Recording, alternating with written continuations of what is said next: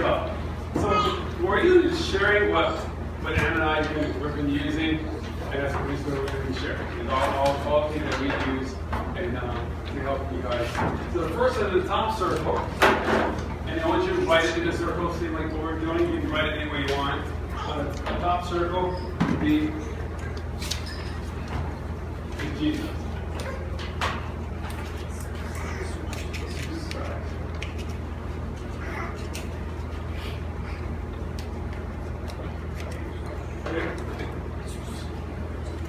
And then on the left side would be your husband. Same circle. Yeah.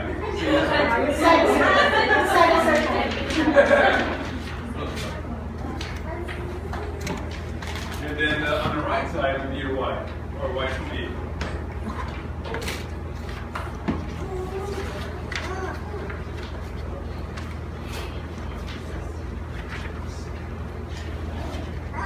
So on the left circle, what we call this, and some of you probably heard of it, maybe I shared it with you before. So we call this the 3 R's. Yeah.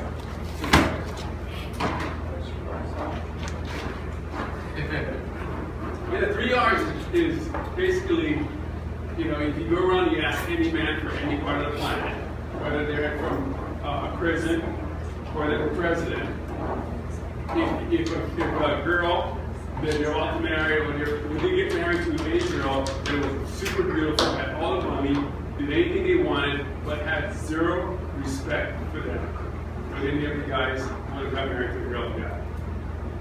No. Zero respect. No? So that's the first R. Okay? Respect. Yeah. That was a famous song way back when, right? It was Roberta, what was her name? Aretha Franklin, right? R-E-S-P-E-C-T. Yeah, respect. And then the second R is to do with recognize.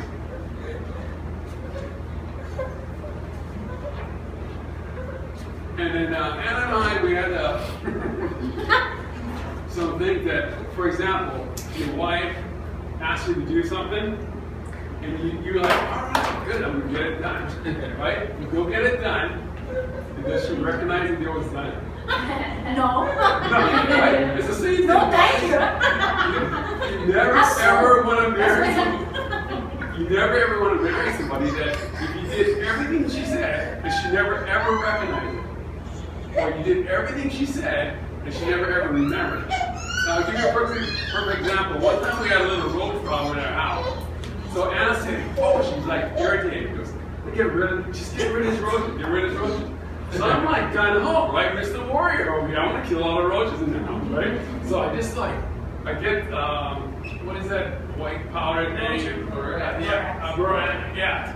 And I get that, and I get it, and I just rid of it. I'm stuck, right? But for how long she's been saying, they're not it, right? And after it's all gone, a day go by, nothing. A week go by, nothing. 2 weeks go by, nothing. And as a guy, you're going, why? Next time she asks you to do something, do you really want to do it?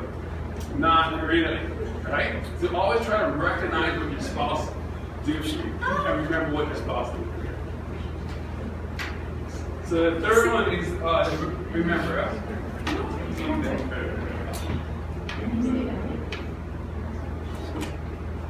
And I ask my students this a lot. Hey, thanks for coming in. All right. You're so comfortable. And I ask my students this a lot, and I use these 3 R's things, and I ask a lot of the guys the same question I ask you guys. That you know, the girl was all that, and she was missing one of these things with the Mario. And I've never had a guy tell me, sure. Yeah. Does this make sense? Yeah. Okay, and on the right side is for the women. It's called the 3 C's. What's up? 3 C E. Okay. Everybody got that one? Oh, my love, did you get a room paper? Yeah. Do we have a sheet like this?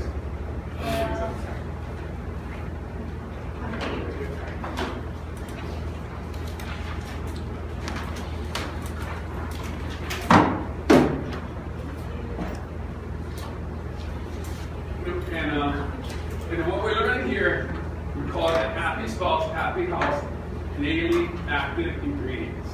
Okay? And so on the three C's is this. I would always ask the women this, all my female students, I would say, hey, if you met a guy who's like Mr. Stud, gives you anything you want, buys you everything you want, but he just doesn't care about you, would you marry him? And I've never had a girl tell me, sure. Does that make sense, family? Jim gets a few. Does that make sense? Would any of the girls want to marry somebody that cared less about you, but who would give you everything you want? No. And I've never had a girl say that. So that's the first one would be, let's go with, actually, I was wrong, that was supposed to be the second one, but we're going to be caring. Yeah, keep it just caring. Okay? And the top of the line one, actually, the number one is that if the guy was everything you wanted, but he had zero confidence in himself, just zero, absolutely nothing, would you want to marry him? I've never had a woman tell me, sure. Does this make sense? Would any of you women would have done that? What do you think? No? You're fine out there. So let's call confidence. And the last one, but not least, is comical. I would ask the female students all the time, say, hey, guys saying the same, everything you wanted, you thought you wanted, but this guy doesn't laugh about nothing. He is as dead serious as you get. You don't think anything funny, you'll never go to a comical movie, you don't think nothing's funny, because everything's serious. Look, it's making money, I'll take care of you, honey, I'm making money. Girls go, oh, no way. I want somebody to at least laugh at me. They think nothing. So those are the three C's. But any questions that you guys have on this? Any questions? No? Does it make sense? Yeah. Okay. So the next one we're going to go on. This is what Anna and I did. It's going to be in a T. I mean, in an arrow. And you call this the three T's. And the first T is trust.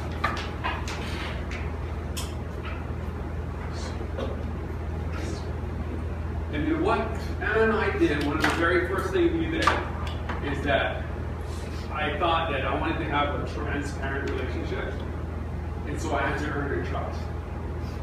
And one of the ways that I earned her trust is that you can go on, you can say this about why do you think I could be trusted to you?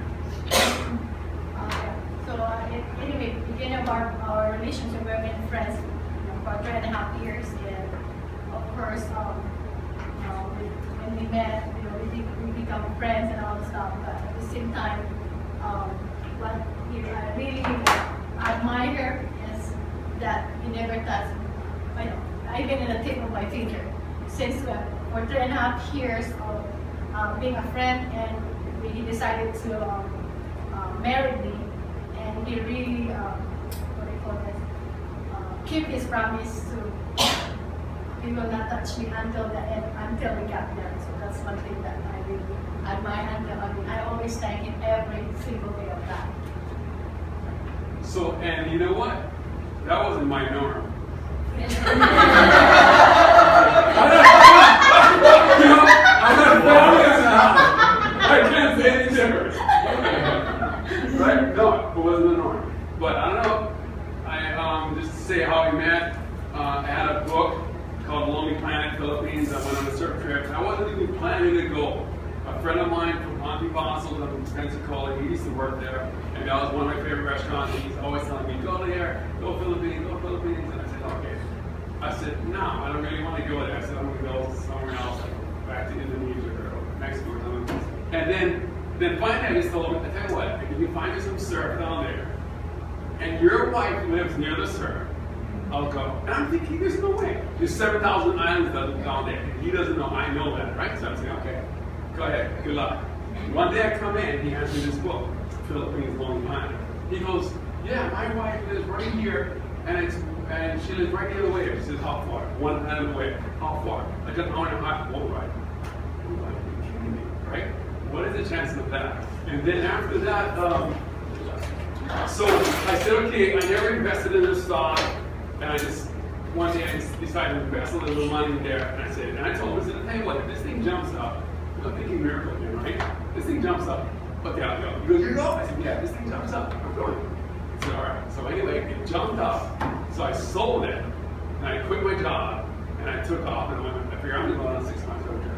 So that's when I went, and he told me, okay, then he had a friend that was going to hook me up, show me what a wager are, and all that. And that's how, and then I was there with the book, like you said, and I was lost.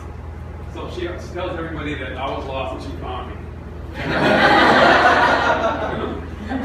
So I go up to her and I ask her, I said, hey, and my Filipino friends here said, hey, be careful who you ask about, correction. Most of them, they don't want to say they don't know. They don't say, oh, go there, you know? At least you know you're up in a mountain, right? So I'm looking around, I'm going, okay, she's not answer her. So I see her, and she's with this, I thought she was a student or something. I see her, okay, let me go ask her. So then I asked her, hey, can you help me? She turned around and goes, oh yeah, for what?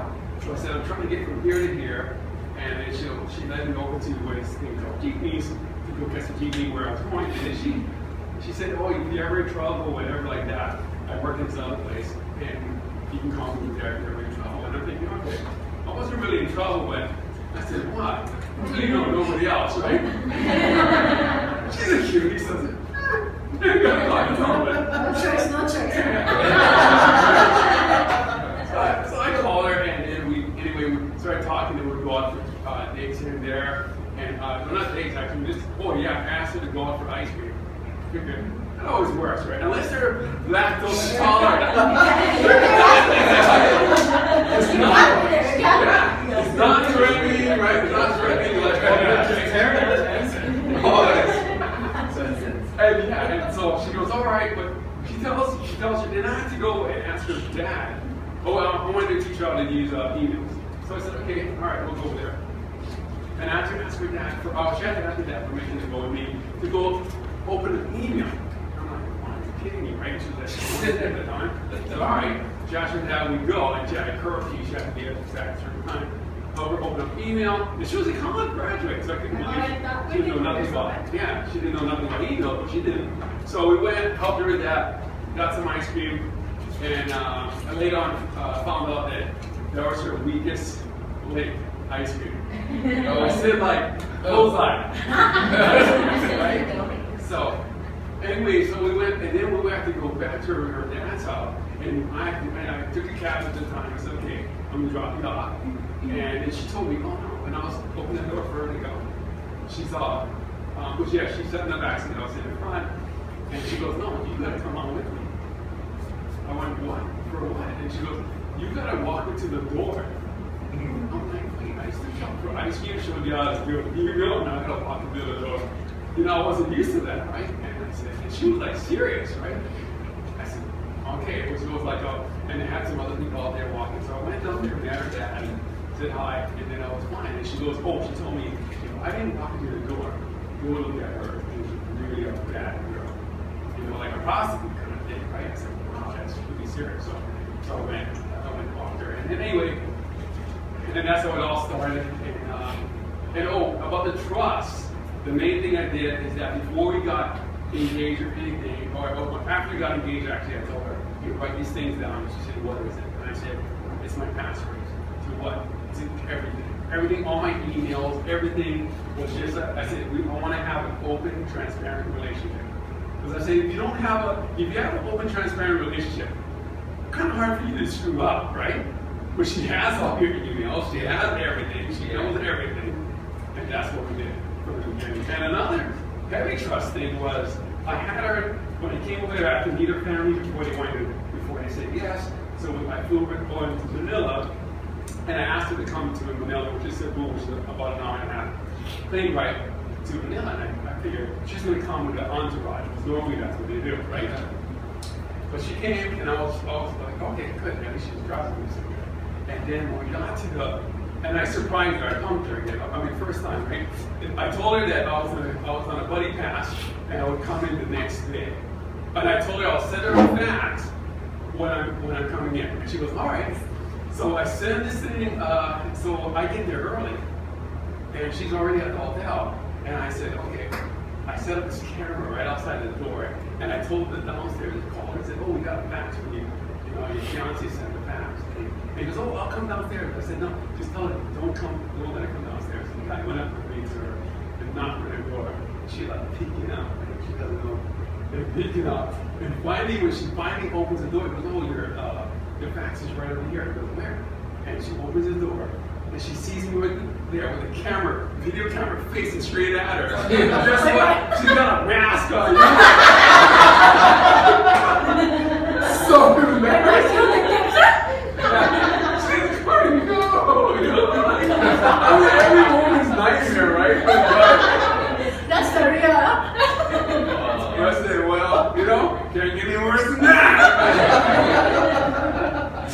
So we stayed there, and then I said, okay, I have to build up our trust before we went to the family's house, right? And then I said, okay, so next morning she gets up, she goes take a shower, and then I go over there and I check the door, and it's locked. So when she comes out, I said, oh, don't lock the door. She goes, huh? Did you say I go shower? No, I didn't say why. I said, don't lock the door.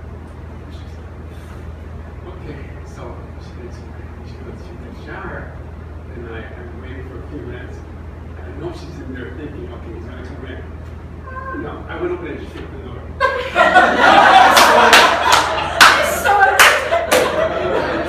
I know she's in there going, scrambling, right? It's terrible, right? Yeah. So I did that a few times to her. And the third, we spent a few nights there. So about the third time, like that, I could see that she's totally troubled. After we got to her parents' house, and then I wanted her to ask her family that it's okay that we can stay in the same room, because I needed a trust from the family, right? It's all about trust. So the family goes, all right. And then so the mom the next day says, hey, are you sure you're in the same room that nothing happened? He goes, no, I was up all night and the house wasn't wiggling.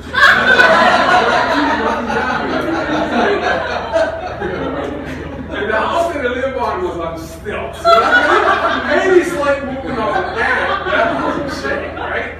So I was good. So next morning I wake up, okay, bad, right? And then of course the family all watched me like hostage. I was there for about a week or something. And then they said, all right, okay, you can marry. And then basically that's the thing that we always did. And from the beginning, that's what I always tell people, just be transparent. Be transparent. It makes it a lot easier, Yeah, so that's how it goes. So that one is trust, right? So the next T.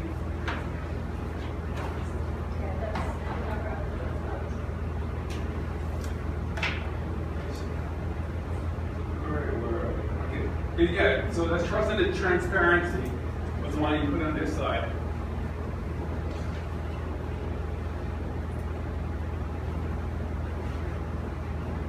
And on this side of the T is talk it out.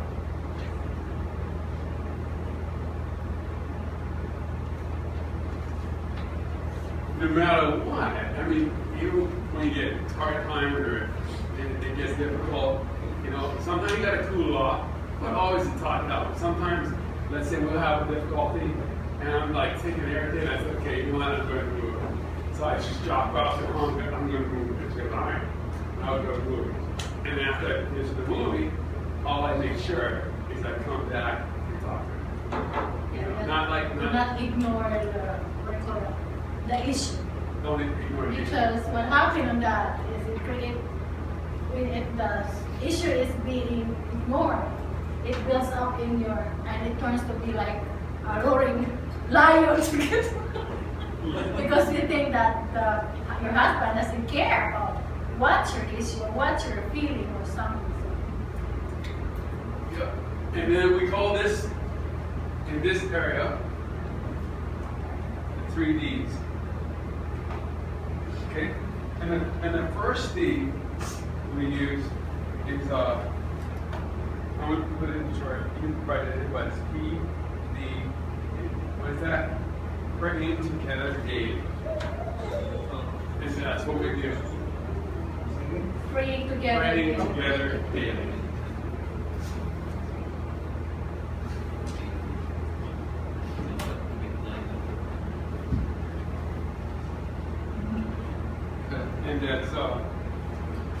And that's one of the things we do. And how do we do it? This is our Yes. first one is daily in the word. Right, yeah, I know. But it's the other day. So what we do, in fact, we used to do like odd and even numbers, that she would create an even number of the day, and I'll create an odd number, and oh no, she would create an odd number, and I'll create an even. Then she figured out that, you know, you got 31 days, and all of a sudden it comes her first. So she's got to pray again. So next thing you know, we're arguing about, hey, this is done in a row. I said, you know what? I said, so finally, we got to the point where we go, okay, there's only one night time and one day time. So she prays in the morning, and I pray at night. And that's what I do. We're in peace. We're in peace. And the other T that you said is daily in the Word. Yeah.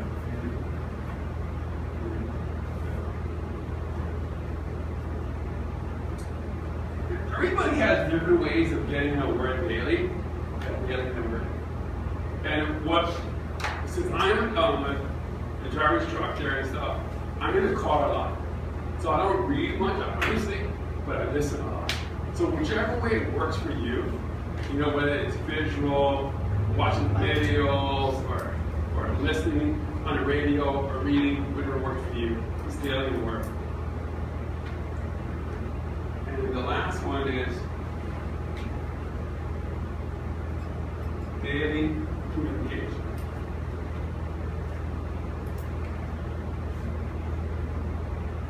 I know everybody's really busy, and we should never be too busy to talk to your spouse. Not never too busy. And it doesn't have to be forever, a long time. It's like 20 minutes, 20, 30 minutes. Doesn't matter how busy you are. See how good it is? We'll sit down and when we talk about what our day was like sometimes, or whatever things are coming out. We just talk like 20, 30 minutes. Since we're friends. At least minimum or more. Yeah, 20, 30 minutes is good. Yeah. So, that would be it. So on the bottom here, we call it the 3 F's.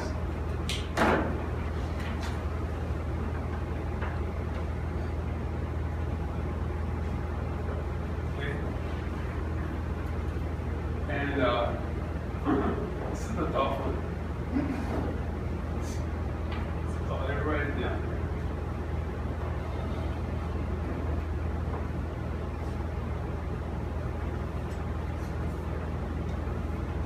Forever forgiving fountain. Go ahead. Everybody see that? No. Yeah. Forever forgiving fountain.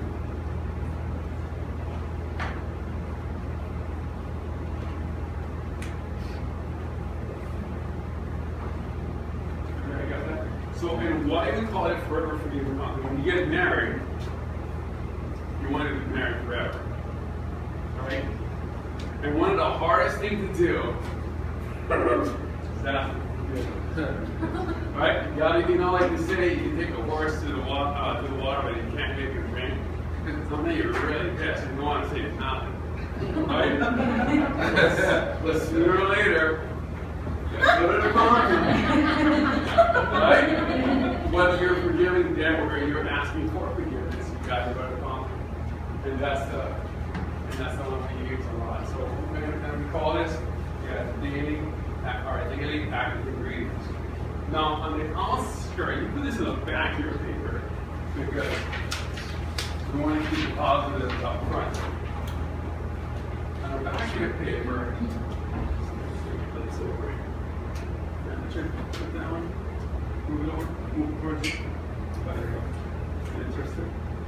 Twist that thing again. No, twist it. No. Twist that. Yeah. Nice.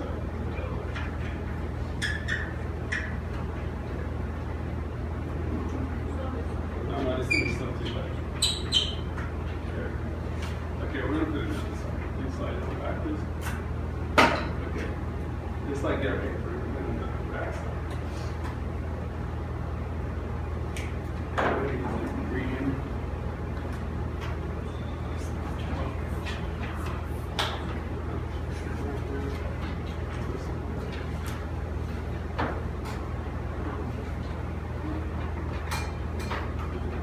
Your side. That's your side.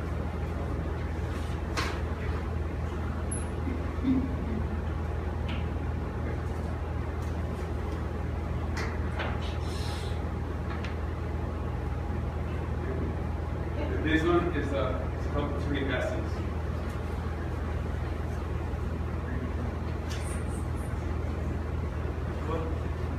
It's hard to see.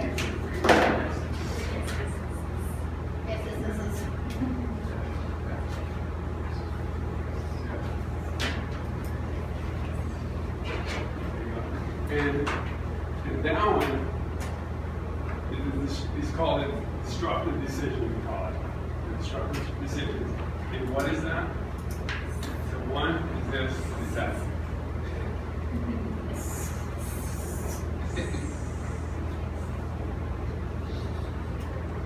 Selfishness plus secrets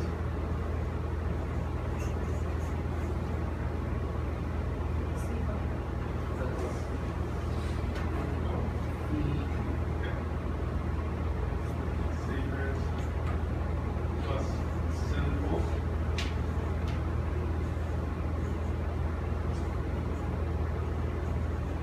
behavior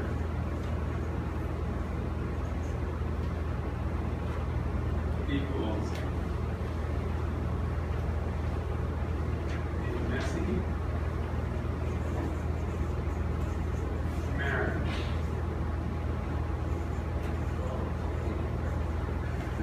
At best.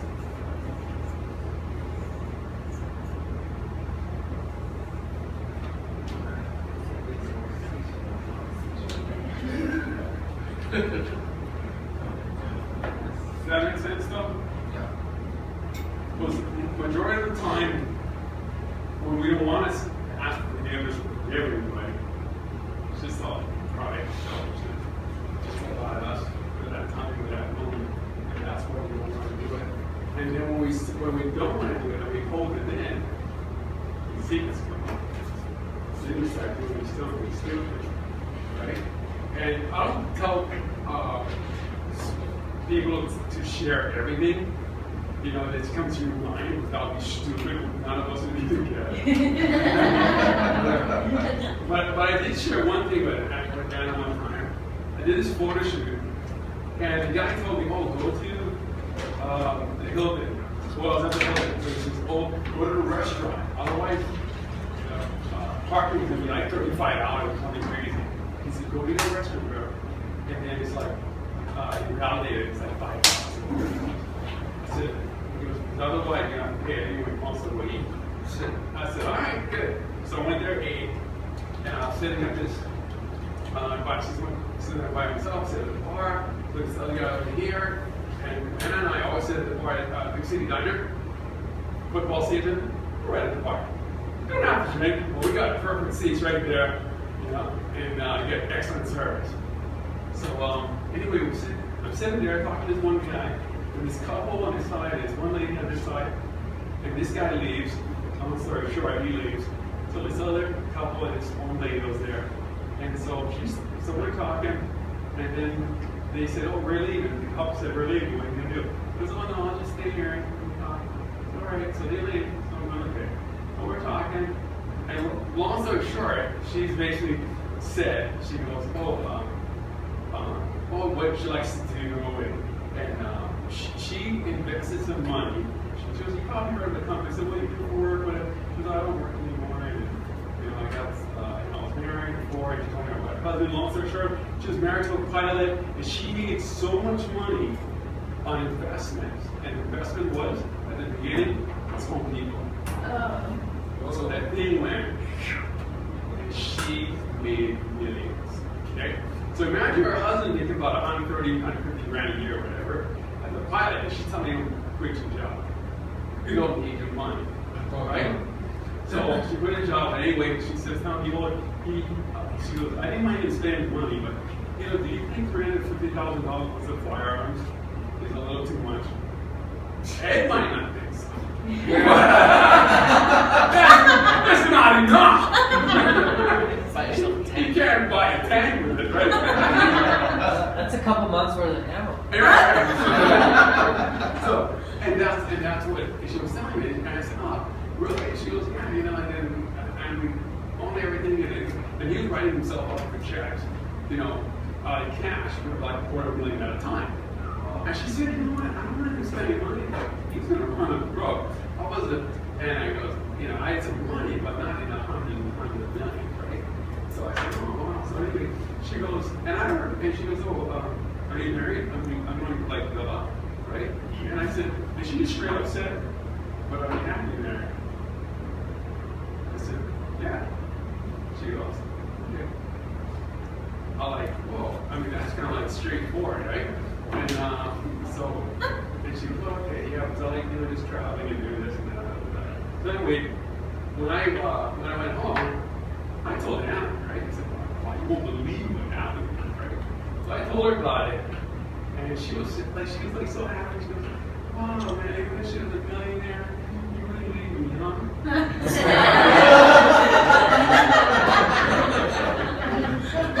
I said, my love, she's not worth leaving you for millions. I said, she's a billionaire. Terrible.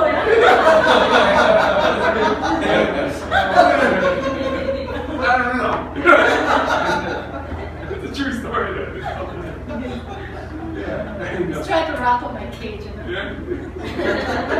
Yeah, keep her attention. And so we always got to look up for like for things that happen. It doesn't matter what profession you're in. Anybody can get into a bad situation. Anybody can get it. It's too easy, actually. So that's it.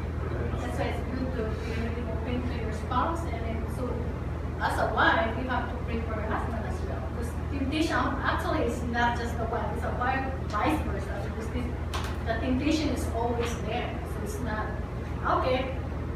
That's only him. All of us. So as a husband and wife, it's really important to pray each other. So I think that's the best we could do for as a spouse.